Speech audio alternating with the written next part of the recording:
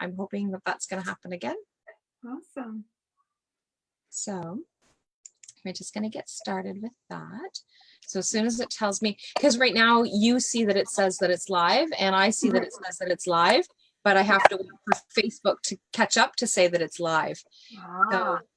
So, so there's a little bit of a like a thing. So then what I do is then I open it back up again so that I can actually see comments in case somebody pops up and wants to ask questions.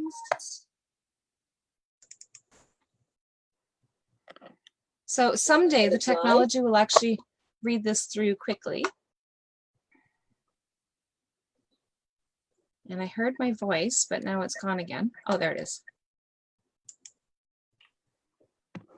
So at some point, technology is going to catch up faster, and Facebook and Zoom are going to be able to talk to each other so much quicker. Yeah.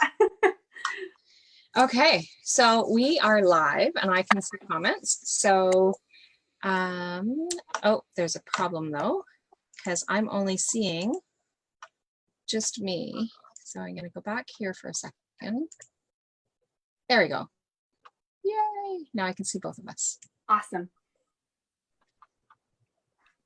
Okay, so so it'll take a minute for Facebook to catch up so that I can actually see both of us on the screen, but that was one of the steps that I had missed as I was setting up. So I'm going to say welcome. So welcome to all of you here on Monday Whispers. And so Bridging the Gap Wellness is all about creating holistic health, holistic life and finding balance.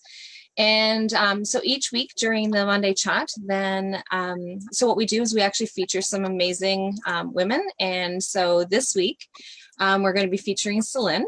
But first, I'm going to start with introducing myself. So my name is Gigido Migwin and which means talking feather woman. And that is my spirit name that I've been given. And I'm a holistic trauma coach, a spirit flame keeper, and a soul healer.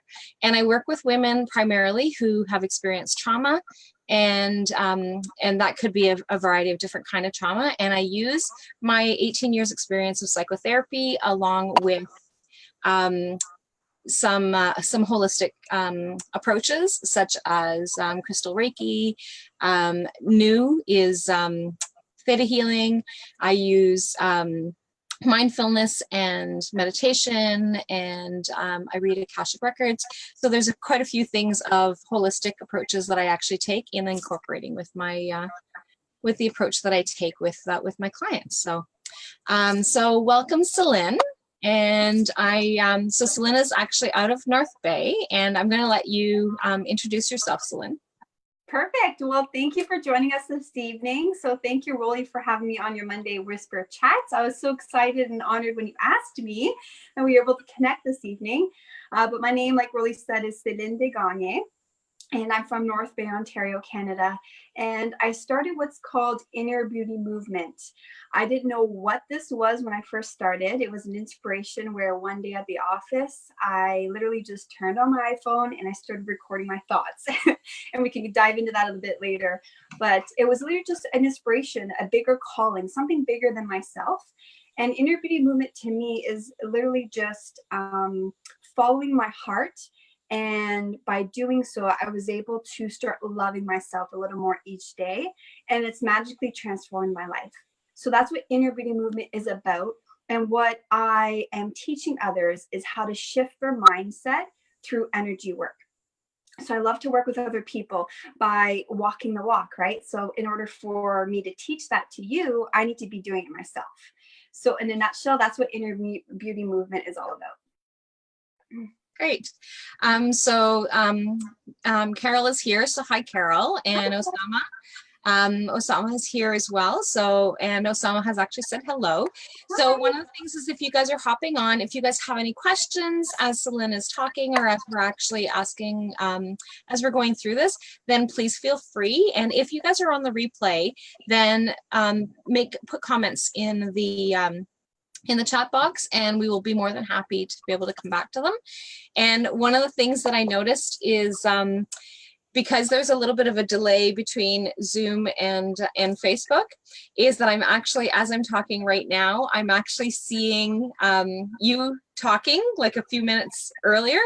And it is so funny because I always laugh because I am French and I talk with my hands all the time.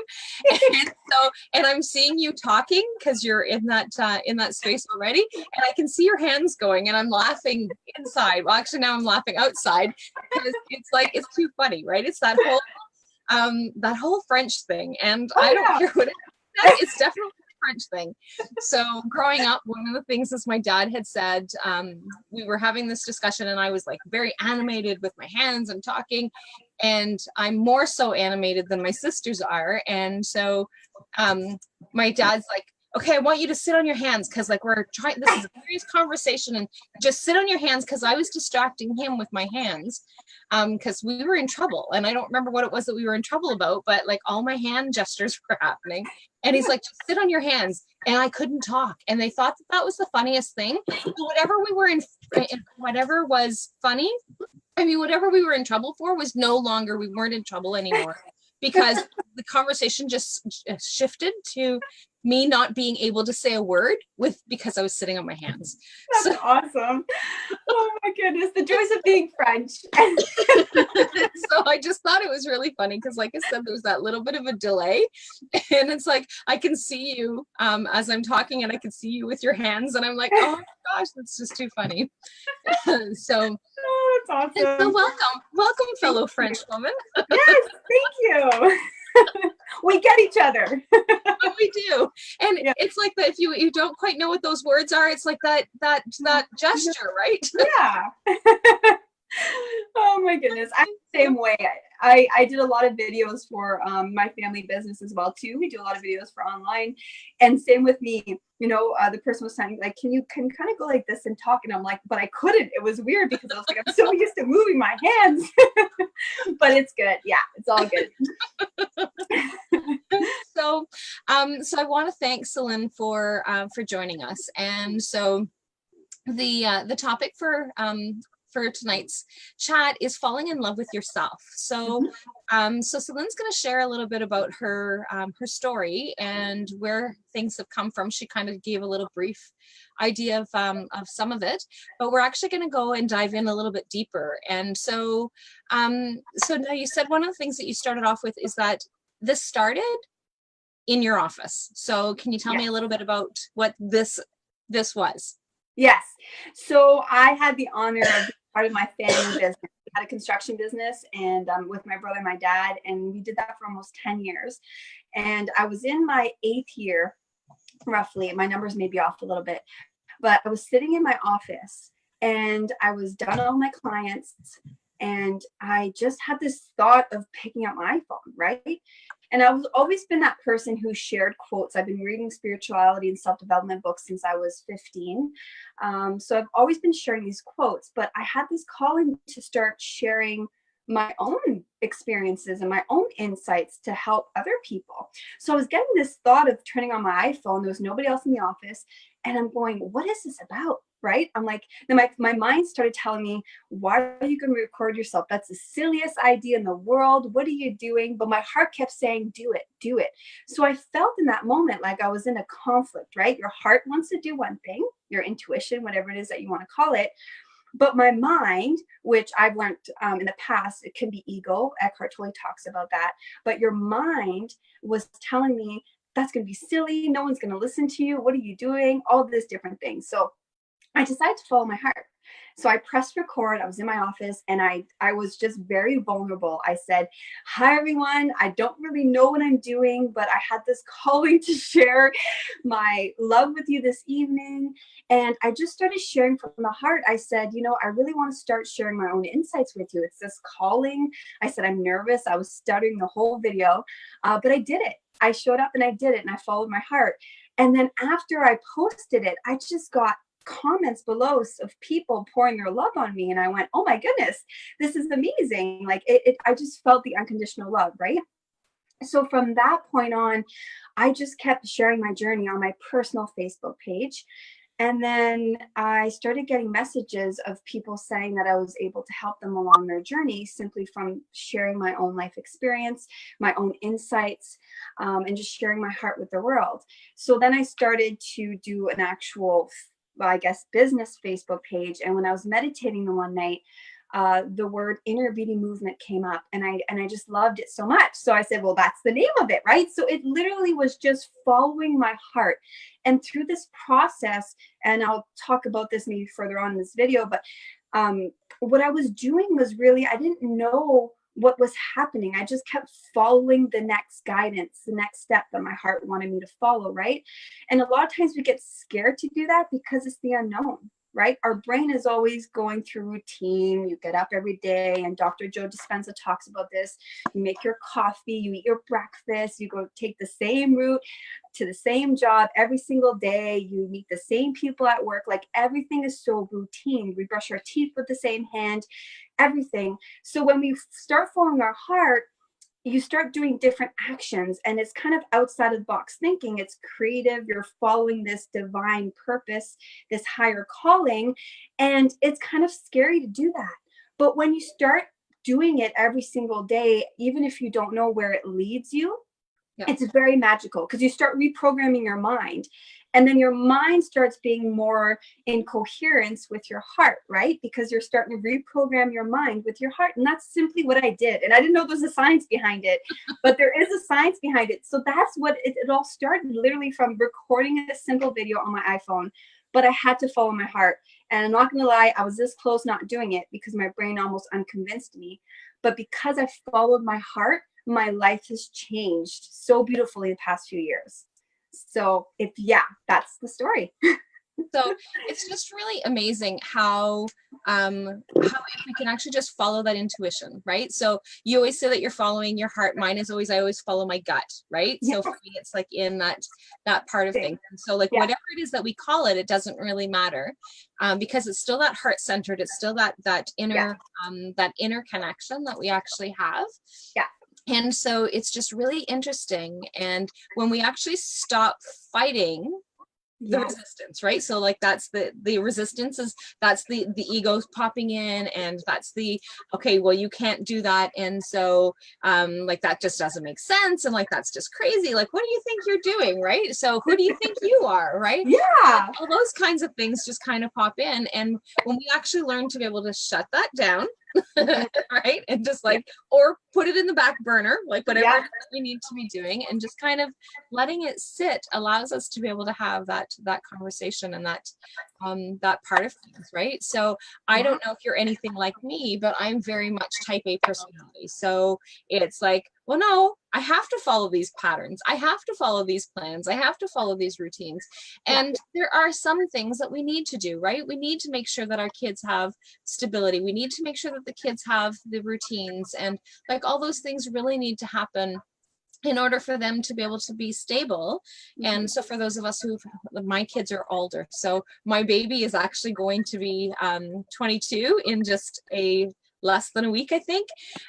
So like, it's just that little bit of like needing to make sure that they have that structure. And so there's a difference between having the structure and still following our heart. What do you think about that statement? Yes. Oh my goodness. And my friend Nadine from Common Sense Parenting would love to be here to answer this question with me, because that's a constant question we ask ourselves.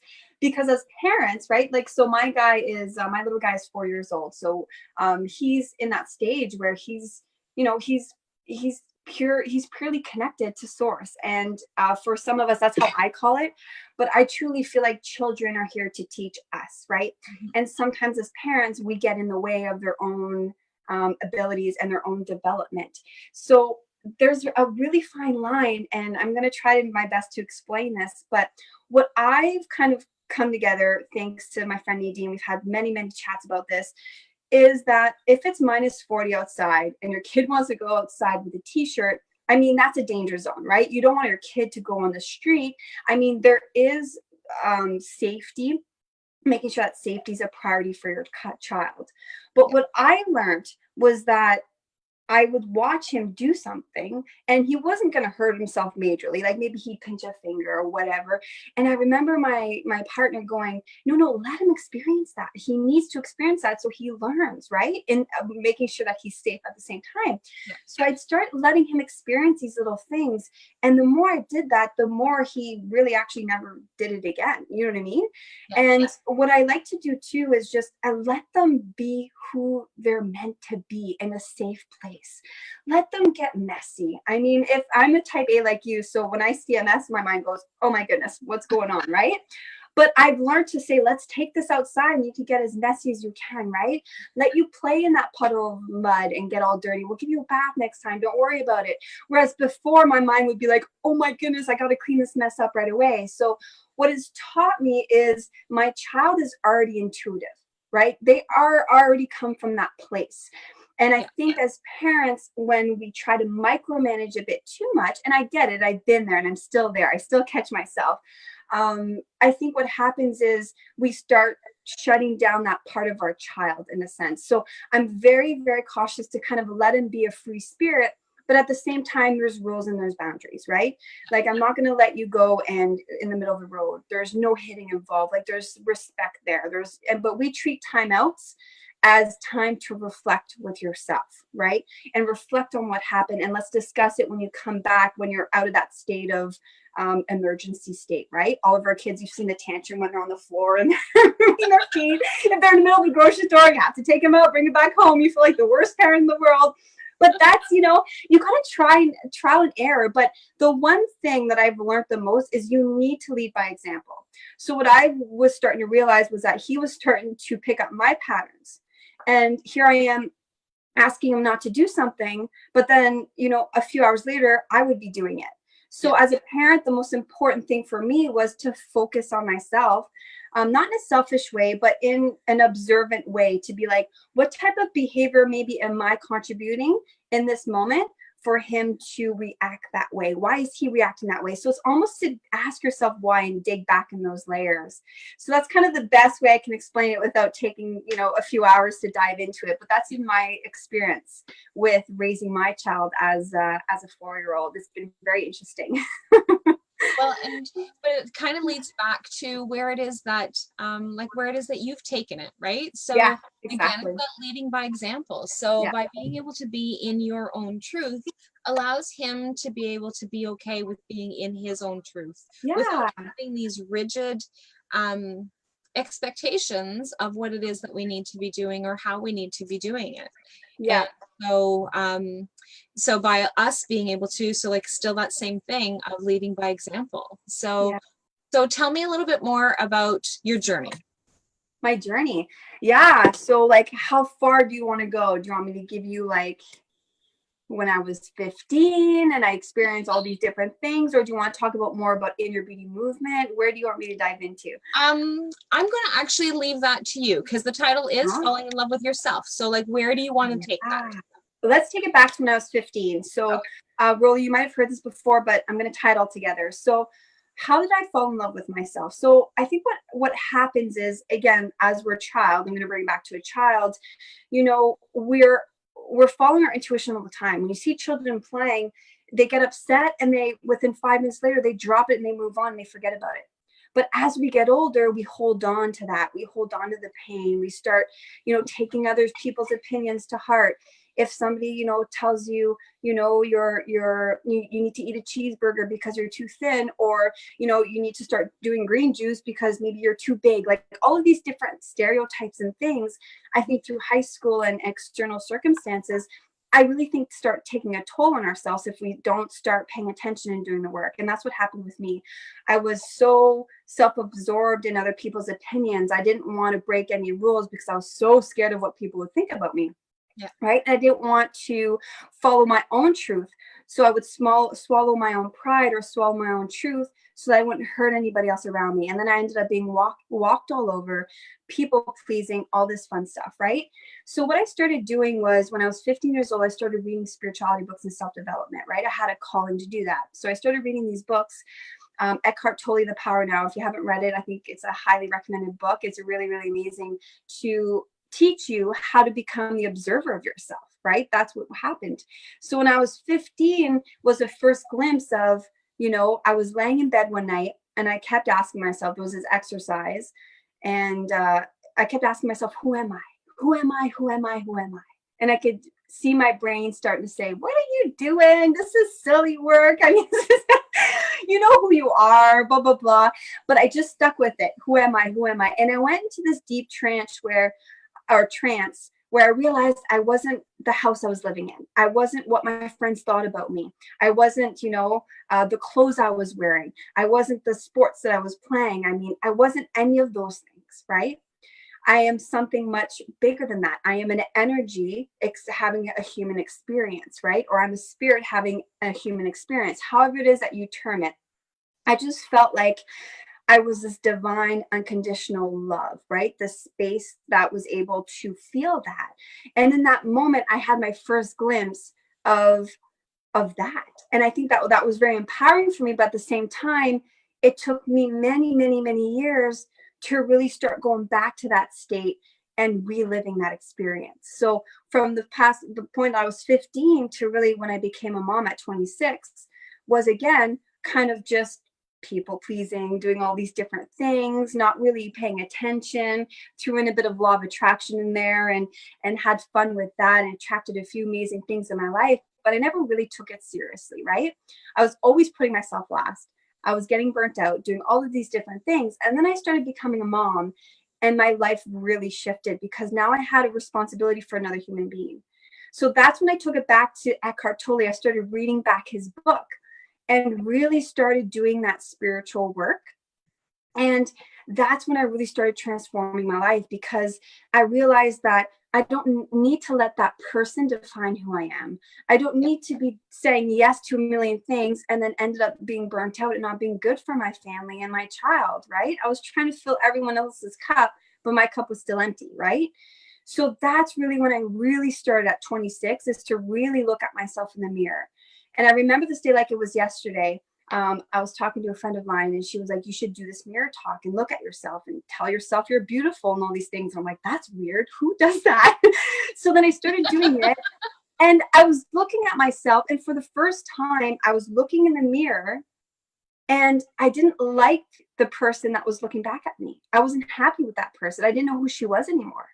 And in that pivotal moment, I realized that I didn't love the person that I became.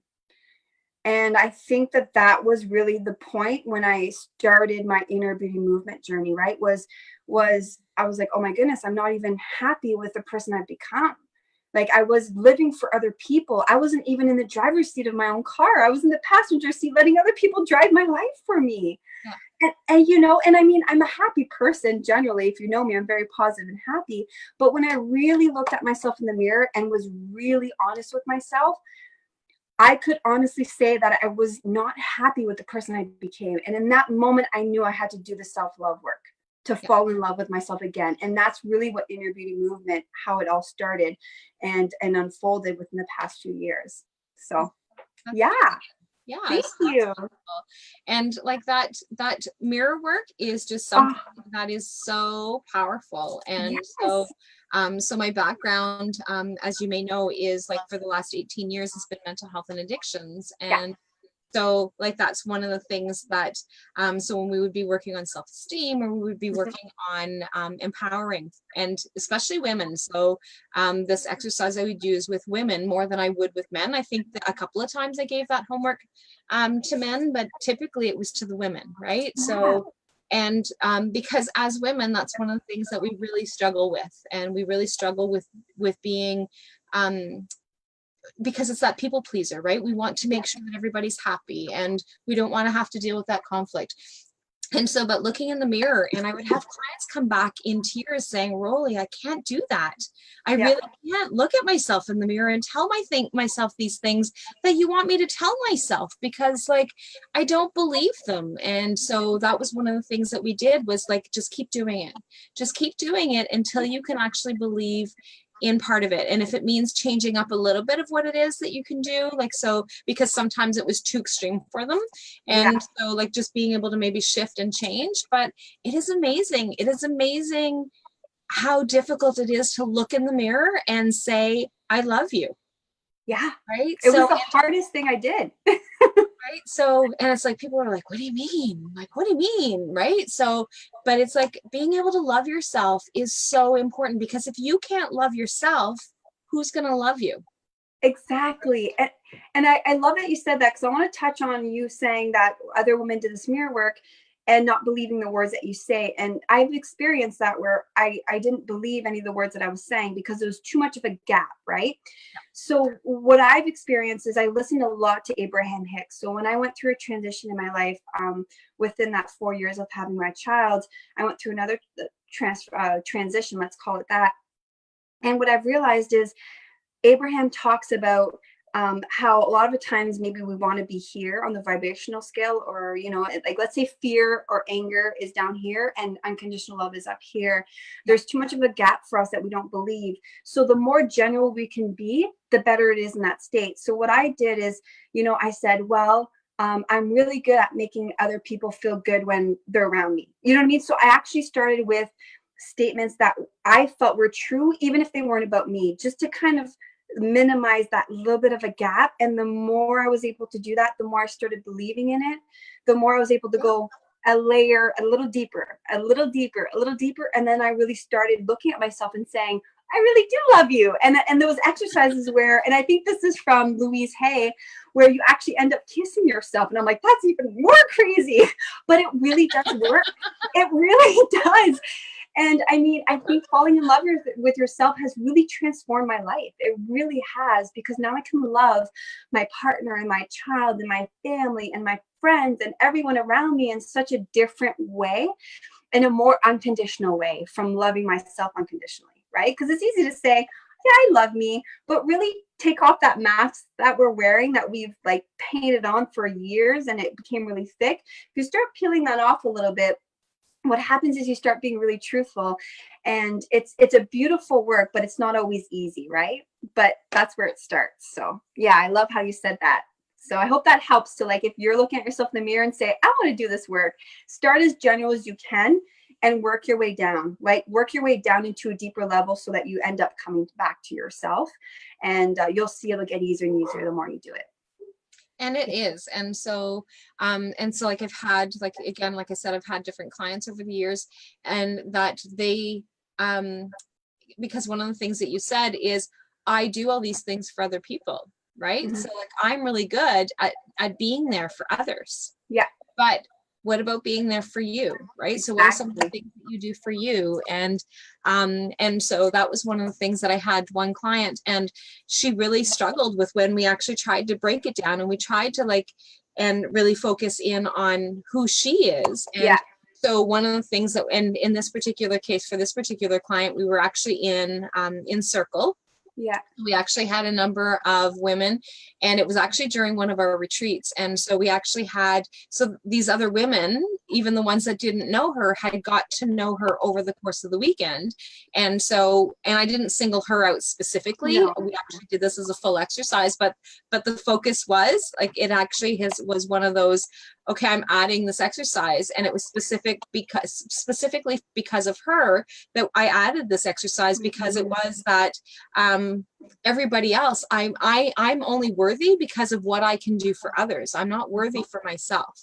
Mm-hmm. And so one of the things that we had done is that everybody needed to tell, because it was on the Sunday afternoon, and so telling. So what can you tell me about Celine? And everybody tell me, what can you tell me about Celine? And then everybody, what can you tell me about Jane? And what can you tell me about Joe? And we actually went around the circle. And so, and by the end of the circle, it's like everybody is in tears because of the things that these other women have learned about you over that course of the weekend. And that's like a very short period of time. So you were able to share your heart, share your soul, share who you were, and the true you had actually was able to come out. And so people were able to pick those qualities out, because those are genuinely who you are, right? Yeah. But we don't see that. We don't see, and especially when we are people focused. Yes. So it's like when we need to be more personally focused. So I just want to acknowledge a couple of people who've popped on. So Sarah's on and Maddie's on. And if you guys have any questions, or if you guys want to have anything that you guys want to add, then please feel free to add comments. So Celine is sharing a little bit about what it was like for her to be able to fall in love with herself. So now tell me a little bit more. So like, where did things kind of lead from there? Yeah. So then what happened was I did a lot of the mirror work, and I really put self-care as a priority on my list. So the one that, and I love that you said that about your women's group, because that's exactly what happened to me. I was so busy doing things for other people. And my partner was always telling me this too, like, what do you like to do for you? Not for your work, not for your family. What do you like to do for you? And I'm so thankful from this day that he asked me that question, because I really had to think about it, and because I didn't know, right? So I started doing different things. I started taking up yoga and really started building myself a life outside of work and family. And I think as women, that's very, very, very important. Whether you're a stay-at-home mom, whether you have your own business, you're working corporation, you're going to school, whatever that may be. I think especially for moms, though, as we transition, we kind of forget about that. We forget about us, and then it's all about our family or our career, and then we forget about us. So I had to put self-care as a priority.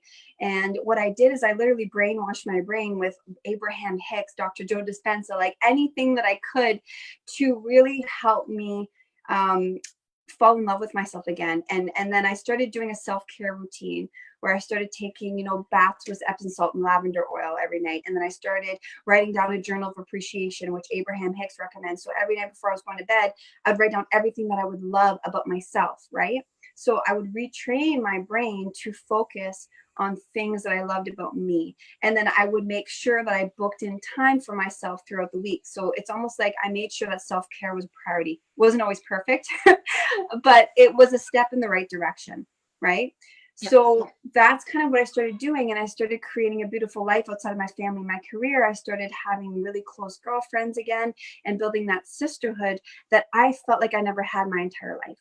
And I think that that's very important as moms, or whoever you are as a woman, and to create that circle or whatever it is that sets your soul on fire, right? That helps you become a better version of yourself, not out of codependency and need, and that, you get together and you throw judgment and all these different things and gossip, but a group of people that can bring out the best in you, and that helps you, that makes you feel good after you leave, right? Yeah. So that's kind of the little routines that I had. So if you're tuning on right now, self-care, give yourself a self-care routine and book it in your agenda like it would be like a meeting with your child, or a meeting like for soccer, or a meeting for your career. Book it in there, and that way you start implementing that. And that's really when I started taking care of myself. I really started appreciating my body more. I started, thinking kinder thoughts. So another thing that I did actually, Rolly, is Eckhart Tolle is amazing at this, but I started observing myself. So I started observing what I was saying to myself, what I was saying to others, what I was thinking, what actions I was taking. And I was really starting to monitor everything I was doing. So I almost had to pretend like my life was a movie, and I was playing in it, and I had to take myself out of the equation and really just kind of observe it from a place of no judgment. And when I really started doing that and noting things at night is when I really started to figure out, well, this action is not really reflective of loving myself. This action doesn't really reflect that. So that's the life homework that we're talking about, of falling in love with yourself, is really just becoming that observer, writing notes down, and just trusting in that process and doing that work every single night, because you need to become aware of those things first before you can change, right? Yeah.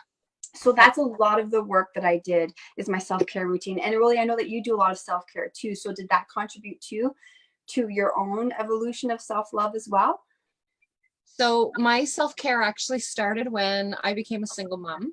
And so I had two little critters, and so needed to make sure that I was actually taking time for myself.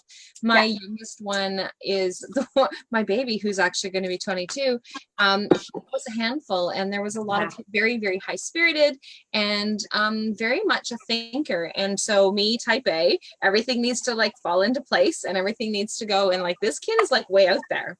He's not being reined in, and that's a challenge. And so I actually had to learn So I actually had to take parenting, and I had to take, and I was doing a lot of self-help training on specifically being able to deal with kids. And so that was like a big, huge thing. And it was like, I was getting tired. I was working full time and looking after these two little guys. And so like, although dad would be in the picture and would take them during his time, but during my time, it was like, what am I doing? Like, I'm exhausted. So my self-care started off with a suggestion of finding one thing that was really important to me. And one of the things that I had lost when I became a mom was that I stopped taking my baths. Like bath time was always water is my sacred space. Like I love being in the water, and I'm a fire sign, so that water really helps to calm things. And it took me a long time to figure out why the bath was something that was so but it's that it helped to be able to create that balance for me. And so so being able to have my bath was something that allowed me to be able to, and it was my bath with my Epsom salts. And and at the time I didn't use essential oils, but it was Epsom salts that were actually scented with lavender, or adding bubble bath that had lavender. And so that was my being able to calm down and just being able to relax. And so my self-care plan started off with, it doesn't matter if it's for 5 minutes or for half an hour or an hour. Obviously, I want to do it for an hour. I want to be in that tub and have to reheat the water 2 or 3 times. But like when my kids were little, it was like, I'm too exhausted to stay in the tub that long, right? You'll fall asleep. So it's like, I don't even know that I even want to get undressed to even climb into the tub. And so, but it was like, I need to be in there. So I had committed to myself to being in the bath for 5 minutes. And so whether it was, like I said, whether it was 5 minutes or an hour, whatever it is that I was actually able to get in there. So if all I was able to do was just submerge myself in really hot water and just be able to just calm, in the sense to be able to relax and get my PJs back on so that we can go and finish up and do whatever that I needed to be doing, then that allowed me to be able to decompress. And so, and I've always continued that. So for the most part, that's my standard self-care. That is my standard self-care, no matter what, is like I'm sitting down having a bath. And when we were going through renovations and I didn't have a bathtub, that was torture. It was absolute torture, because I had created that as being a routine for me on a regular basis. And so just like I said, whether it was like 5 minutes or an hour, it didn't really matter. It was just being able to do that and being able to bring that calm in. And so now my self-care plan is like much more elaborate than then. But like when, so my, so Kate, like that's 21 years that I've been doing my bath as part of my self-care plan. And so, like I said, like now my self-care plan is a little bit different. I have my meditation, and I have my, so first thing in the morning is my journaling typically. And as soon as I wake up, journaling. So like, so like not just, and that's because when I set the intention before I go to bed is like to find out what other information that I can actually just bring, right? So whatever information that I can just bring to the table then, and just allow myself to relax and go to sleep. I do self-Reiki before I go to sleep. And so whatever it is that needs to come to me through the night will come. And because I'm so busy and my mind is so busy during the day, I don't always hear the messages that I'm supposed to have, right? So I don't necessarily listen to my own messages or from my guides or whoever it is. And so, so then when I wake up in the morning, that's when I get my, self-reflection. That's when I actually tap into, to that inner part of me that's really important. So, and so I just wanted to hop, so Sue actually hopped on. So I just want to say hi, Sue. And so, and one of the things, I guess Sue popped on when I was talking about my bath time. So Sue wishes that she could actually have a bath, but being able to have a bath is just part of my self-care. So we can still do that self-care through showers, or we can still do being able to just absorb through the essential oils, through the diffuser, or applying the essential oils. At least I'm really big on essential oils, and I know that you are too, Celine. So, and, but apparently that's going to, so the other thing that that Sue says is that's going to be happening soon. So yay, Sue's going to be able to have a bath soon. You know what I actually do really love is I love my baths. I can only take them for so long sometimes because my body gets really warm. But what I love is taking a warm shower and then laying down and let the water like sparkle on me, trinkle on me. Yeah. It's very, very soothing. It feels like rain, and it just feels like you're washing away the toxin or the negativity from the day. So I literally just like lay there and just feel amazing. So that's, if you don't have a tub, that's the second option for you.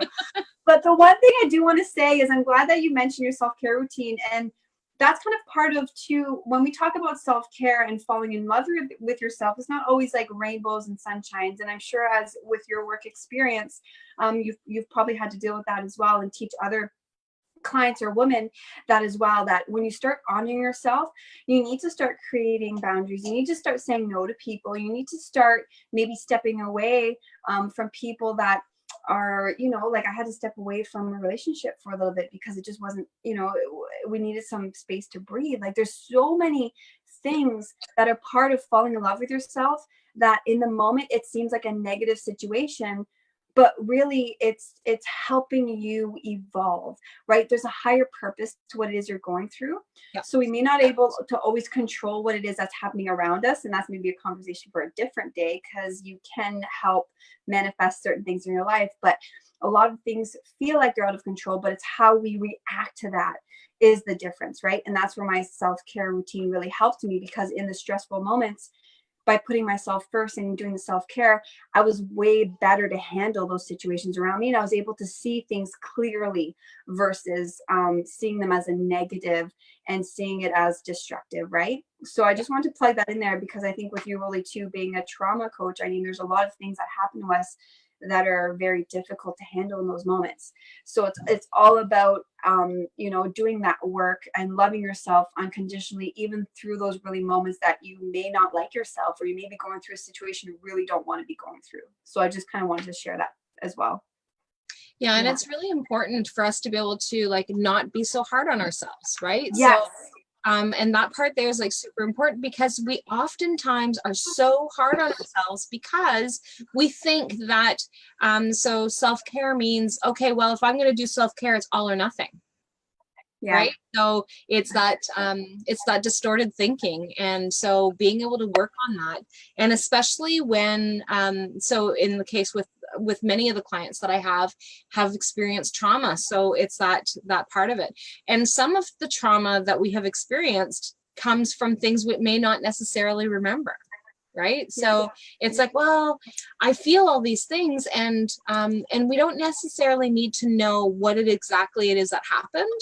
We just simply need to know that we need to shift our beliefs and shift our thinking, and being able to like just make that little bit of a difference. And it's taking that one thing, right? So one thing is all that mattered. So like I said, 21 years ago, it was one bath 5 times for 5 minutes. Yeah. And it doesn't matter. And now it's like, seriously, you're taking my bath time from me? Right? Yeah. Yeah, I love that, because that was one of the things that I did mention, but falling in love with myself considered not being so hard on myself. Because when you're hard on yourself, what happens is you create more resistance in the body, right? And we've talked about that I've talked about that this week in Self-Love University, is when your body is in stress mode all the time. And with the career I had and the family that I had and being on this autopilot system, what was happening is I was in stress mode all the time. Mm-hmm. And, you know, your body's not supposed to be in stress mode all the time. You know, like we're built for that. If there's like a lion or a bear or like a threatening situation in front of us, then we either have to fight it or flight, right? Or run and protect ourselves. But a lot of times as humans, we experience that constantly. And even people, Dr. Joe Dispenza talks about that with the trauma. He talks about reliving that painful experience or that traumatic experience every single day. And so your body never gets out of stress mode. So that's why self-care is so important, because if you could take your body out of stress mode for at least 5 minutes, you get a glimpse of that. And then you kind of be like, ooh, what is this about? Why am I feeling tense? And then you start training yourself to maybe do 6 minutes of self-care, 7 minutes, and then you start observing yourself. So really self-care is really a big part of falling in love with yourself. So yeah, Stress mode was a huge one for me. Like, I was type A personality. I had to do everything on point and do all these things. And I didn't even take a moment to breathe and look at the beautiful sunset or the sunrise. I didn't know how to have fun anymore. That's another thing. Having fun like you're a child. That's so important. And that's what my kid has taught me, thank goodness. And that is another kind of way that I was able to fall in love with myself, was just to have more fun. No wonder why I didn't love myself, was because I never had fun, right? I was just in stress mode, worried about everything, right? So it's to learn to have those fun moments in your day, even if it's 5 minutes. Yeah. And it is really important. And so one of the things so for those of you who don't follow Celine is a co-leader in self-love body habits. Yes. So in that particular group, one of the things is that on Fridays, we've been doing the Fitness Fridays. And so one of the things that I've been doing with Fitness Fridays is being able to do those, the moving meditation. And so one of the things that is that being able to just tap into yourself doesn't mean that you actually have to sit still and tap into yourself. It could be when you're out on a nature walk. It could be when you're just when you're walking to the grocery store. It could be when you are just being able to move to music. So this month was self-care, and the month before, I think it was the month before where it was the moving, or is that the first one? It was Koya. So we had movement meditation this month with you, and then the month before was Koya, which is very. This month was self-care, or it was the self-care challenge. What was the music or the dancing challenge? That was the first one, right? I think it was with the Koya, or maybe no, it was the month before that. I forget. Honestly, I don't remember what I did last week. It's so bad of me. You'll have to join the group, and you can go back. In the group is that it was being able to dance, right? Just dancing to the music. And again, it's that being able to take that 5 minutes or 2 minutes or whatever of just being able to tap in and being within ourselves, right? So it doesn't matter what it is that we're doing. It's just being able to find those things to be able to tap in for ourselves. And it could be something. I had one lady who was just being able to just take the time to be able to paint her fingernails. Beautiful. Yeah. Nothing else. She didn't do anything else for herself. She would just take the time to paint her fingernails. She really enjoyed having her fingernails painted, and all the things that were going on in her life, she just kind of let it kind of slide, and she really never. And so when we actually came back to try and figure out what is it that you want to do, it was just being able to paint her fingernails. So it was 10 fingers, right? So it was the time that it took for her to be able to do 10 fingers. Yeah. So once a week, she painted her fingernails. Beautiful. And so there was obviously some other things that we want, but it was being able to incorporate one thing, right? So just being able to find one thing that allows you to be able to love yourself, and just being able to be with yourself. So Sue says, oh my gosh, I am so trying not to be hard on myself because I'm my own worst enemy. Love Rolly and all of her help she gives me for self-care and everything else. So Sue is one of our inner goddess sisters. So I am so we have a beautiful, and that is one of the things that Celine had talked about, was being able to find that tribe, right? So being able to find those women that you can connect to. So whether it's virtually or in person, it doesn't matter. It's about being able to find that tribe, finding these people, finding these women, specifically women that you can actually connect with. It is different when we actually find that group of women because of the connection that women actually have. We are intuitive. We are, we relate to our emotions differently than men.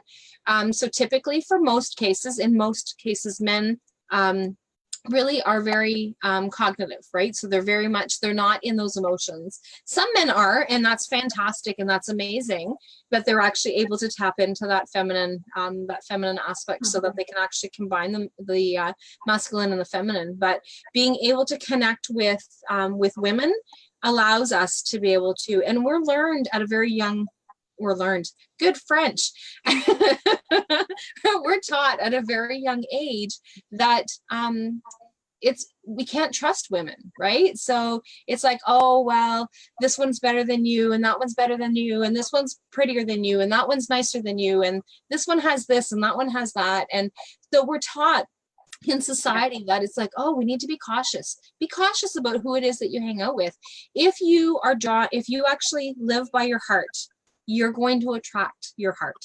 Yes. So, and I really honestly believe that. So if you actually live by your heart, you will actually attract by your heart, and you will actually attract those women within your tribe that are like you. So obviously everybody's not going to be exactly like you, because like, man, that would be like a bunch of like, what are those little yellow men, those little minions? Minions. Right? So we would have a world full of little minions, and that's not what it is that we want. We want that interaction. We want those people who, because we need that as part of our human experience. And so, but we're going to attract people who are going to love like us, and that is like super important for us to do. And so, and that's another lesson that I've learned with falling in love with myself, was that whatever I would judge somebody else or think of that other person, I would blame everyone around me. Like, I'm not gonna lie, like I started blaming other people, not taking responsibility for my own life. And what happened in those situations was I realized that everything that I was judging about other people and the opinions I had about other people was actually what I thought about myself. So that was a really hard pill to swallow for me, because I would catch myself in the act and then be like, okay, what is it that's going on that's frustrating me about this person? Because a lot of the times what's frustrating about other people, what's making you angry, is something that you need to work on yourself, right? So the more that you work on yourself and you start loving yourself a bit more, a lot of times these people come in your life and you just kind of love them unconditionally, and they're just can send them on their way, right? So when people come and they frustrate you, or they make you angry, or they make you feel a certain way, what I've done is I've actually started reversing that and asking myself, what is it about me that I don't like, instead of focusing on the other person. Does that make sense? So that's kind of the work that I had to do. And I had to stop blaming everyone. I still do it. I still blame other people, right? And then I catch myself, I'm like, okay, no, I have to take responsibility for this. So stop pointing fingers. And anytime that you feel something, it's a feeling that you have about yourself. And that's where you say you attract your tribe. You actually attract people in your life for a reason. But a lot of times you attract what you are. And that was another thing that was hard for me to handle, because I would get people that would come in my path and I would be like, why is this person in my path? He's like, you attract what you are. Am I really like that? But there's parts of you that still need to be healed and that need to experience that, right? And I don't know if you've experienced that as well, but that's kind of the work that I just shifted my perspective of everything is an opportunity to learn, instead of feeling like a victim and feeling, like a judgment. And guys, I still catch myself where I'm still judging and I'm still blaming other people. So it's not about perfection. It's about being aware enough and doing that in your work and putting it all back on yourself and taking full responsibility for everything without being hard on yourself. So there's a balance there, right? And one of the things is about like that part there is really important, because a lot of times, especially a lot of the clients that I work with, is that it's like, okay, well, if I'm attracting this, then I must be like that or whatever, or I deserve it, right? So that does not include being abused, right? No. So just being able to like clarify that is that if the situation is abusive, you still, again, that's still that inner work of being able to shift and change some of the things that are actually going on in terms of the way that you feel about yourself. But when it comes to being abused of any kind, then that's not like, that is certainly not what Celine is actually referring to. For somebody's actually coming in and saying, oh, okay, well, I must be like that, or I must be, so like when my husband is being abusive or whatever, like those are things that are still not okay. Like, so regardless, that's certainly not, and that situation and those circumstances are completely different than what it is that Celine's explaining. So it's almost, that's clear. I'm glad that you said that, because that was the same thing with my child, right? So as much as I give him the free will to do, and choose what he wants to eat and do these different things, I'm not going to let him go on the middle of the road. I'm not going to let him go and create danger. And I'm not going to let him hit me or disrespect me. So I love that you explained that, because there's a fine line between the two. And it's not about you attract what you are in that sense, is that sometimes you experience things in order for you to heal. And when you experience things, it doesn't mean that you need to stay in that certain spot, right? Like I had to actually remove myself from a lot of situations that were toxic, right? So I just wanted to like make sure that there was a fine line by even though you're experiencing something, but there's a reason why you're going through that. And you may not understand in that moment. And it's not saying that it's right, what it is that you're going through, but to use that as an opportunity for you to heal. Because once you get to the other side, you can help other people that are going through the same situation, help them get out of that situation in order to create that backbone and create the self-love enough to walk away when you need to, right? In any situation. Yeah, definitely. Absolutely. 100%. So, and I love the way that you put that together. That is amazing. Yeah. So, thank you. So we've just got about 4 minutes left. So I just wanted to see, is there anything else that you wanted to make sure that we touched on before that we haven't already touched, or that we haven't already talked about? 4 minutes. What would I like to say? I'm trying to think of this. Give me a second here. It's okay to pause. That's one thing I wanted to tell people is sometimes we're moving through our life and it's so go, go, go that we don't take the time to even just breathe, or we don't take the time to pause in a conversation, or we don't take the time to truly listen to somebody else. We're always wanting to respond in that moment, right? So to be aware enough that it's okay to just sit here and breathe for a second, right? Instead of reacting to a situation, just to breathe. Even if it's hard to breathe and you want to react, just simply breathe in this moment, right? Breathing is such a powerful method. And if you feel like you're going to react in a certain situation, to walk away and breathe, and then come back and revisit and have that conversation with that person.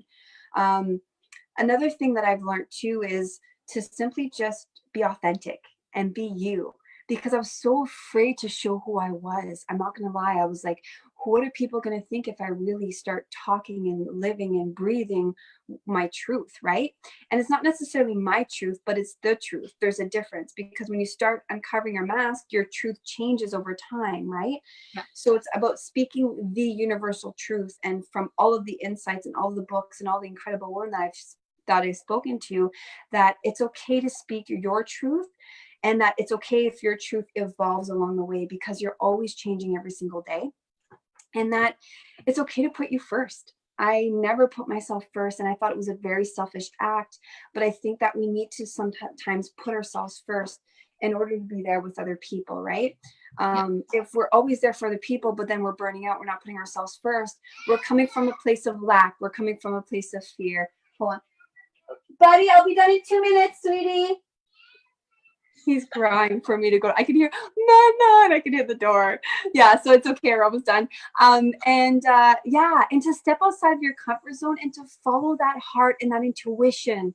Honestly, that's the best thing that can happen to you. And sometimes that means, like Rolly was saying, to walk away and to honor yourself. Sometimes it means to, to leave a career for something else. Like, a lot of the times we don't understand it, but just follow that feeling inside of you, because it's never, never, never wrong. And it's never going to lead you on the wrong path. There's no such thing as a wrong path. That's one last thing. There's no such thing as a wrong path. You're always on the right path. It's just sometimes you're looking in different directions, and sometimes you're just out in the bushes, but the path is always easy to get back on. It's just we're our own worst enemy, and we're the only ones who are getting in our way. So build yourself that tribe so you can help yourself and other women expand and thrive, because you're so worth it. And to fall in love with yourself is the most amazing experience that I've ever been on. So that's what I want to leave you with today. Awesome. There's so much I want to say, but that's the last of it. That is amazing. And so, thank you so much. And thank you. So what I'm going to do is I'm actually going to, in the comments, I'm actually going to add the self-love body habits group. So for anybody who's actually would like to be able to connect with some other, it's not just women that are in the group, it's mostly women, but not just women. But it's so if we have some men that have been watching and you want to be able to join this group, because most of the things that I do is women oriented. So I'm sure that the men who have been following me going like, what about us? Here's something where that you can actually join in. So. So I'm going to leave you with that so that you can actually head off to your son and give him the attention that he's looking for. And and give him a great big hug from all of us to say Oh, thank you for sharing your time, letting him share his mummy time. So because I know that this is also getting ready for bedtime. So yeah. and this is definitely when I need my mummy time. So Yes. Well, thank you so much, Rolly. You're such a beautiful soul, and it's been an honor speaking with you. As much as we're exchanging words, it's all about the energy behind the words, right? Yeah. So we hope that we left you feeling better than when you first logged on. That was my intention for this evening. And Rolly, thank you for inviting me to share this energetic connection with you. Well, I am thankful that you actually joined us, and looking forward to actually seeing you in person for Self-Love Habits on Friday, because I'm going to North Bay, so I'm going to actually meet up with Celine, and so that is amazing. So pretty exciting. So bye for now, everybody, and I will see you guys next Monday. Bye. Mwah. Bye.